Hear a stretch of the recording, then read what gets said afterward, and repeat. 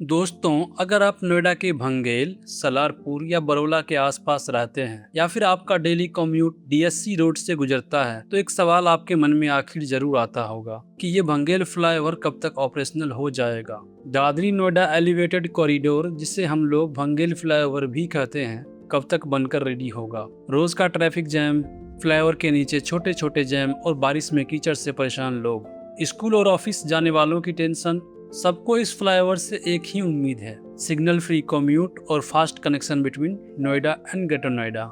लेकिन ये प्रोजेक्ट हर साल डिले होता गया और अब तक कंप्लीट नहीं हुआ है। आइए पूरी कहानी समझते हैं। इस फ्लाईओवर का पास्ट क्या था, डिले क्यों हुआ और अब तक क्या प्रोग्रेस है। सबसे पहले बात करते हैं इस फ्लाईओवर के ऑफिशियल लॉन्च और उसके ऑब्जेक्टिव्स की। जून 2020 में नोएडा अथॉरिटी ने इस फ्लाईओवर का कंस्ट्रक्शन ऑफिशियली शुरू किया। इसका एम था आगापुर पेट्रोल पंप सेक्टर 41 से लेकर NSEZ मेट्रो स्टेशन सेक्टर 82 तक एक 5.5 किलोमीटर लंबा 6 लेन एलिवेटेड रोड बनाया जाए। इसका रूट पास करता है DSC रोड, दादरी, सूरजपुर, छलेरा के ऊपर से, जहां रोज थाउजेंड्स ऑफ व्हीकल्स फंसे रहते हैं, खासकर मॉर्निंग और इवनिंग पीक आवर्स में। इस प्रोजेक्ट से एक्सपेक्ट किया गया था कि ये फेज 2 इंडस्ट्रियल बेल्ट के वर्कर्स, NSEZ के लोगों और ग्रेटर नोएडा से नोएडा आने जाने वालों का ट्रेवल टाइम 30 मिनट्स तक रिड्यूस करेगा। ओरिजिनल डेडलाइन थी दिसंबर 2022, लेकिन बजट 487 करोड़ से बढ़कर 630 करोड़ तक पहुंच गया।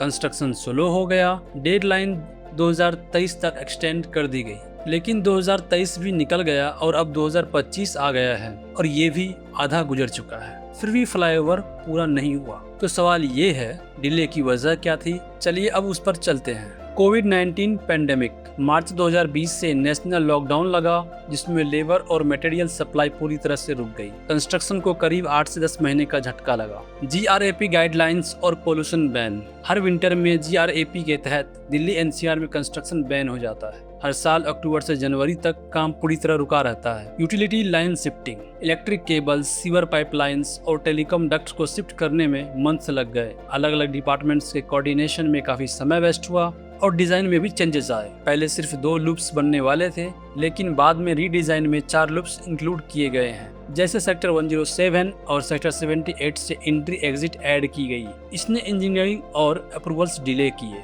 बजट डिस्प्यूट हुआ। UPSBC ने 150 करोड़ का एक्स्ट्रा फंड डिमांड किया, लेकिन नोएडा अथॉरिटी ने उस रिक्वेस्ट को रिजेक्ट कर दिया। इस वजह से कंस्ट्रक्शन पेस और स्लो हो गया। क्लियरेंस एंड एडमिनिस्ट्रेशन में भी टाइम लगा। अलग अलग एजेंसीज इन्वॉल्व थी, Noida authority, UPSBC, power department, telecom. Paper work और अप्रूवल्स में काफी डिले हुआ। डेडलाइन एक्सटेंड होती रही 2022 से 2023 और अब 2025। हर बार कुछ नया रीजन सामने आता गया और प्रोजेक्ट आगे चलता गया। लेकिन अब 2025 के बीच में काम अपने फाइनल स्टेज पर पहुंच चुका है। लगभग 93% काम कंप्लीट हो चुका है। बचा हुआ finishing works, loops, road surfacing, signage और स्लिप रोड्स जल्द पूरा किया जा रहा है। ऑफिशियल्स का कहना है कि अगर सब सही रहा तो 25 के एंड तक ये फ्लाईओवर फुल्ली ऑपरेशनल हो जाएगा। मतलब अब आपको बरौला, भंगेल, सेक्टर 49 के जाम से छुटकारा मिल सकता है और नोएडा, ग्रेटर नोएडा के बीच का ट्रेवल टाइम भी कम हो जाएगा।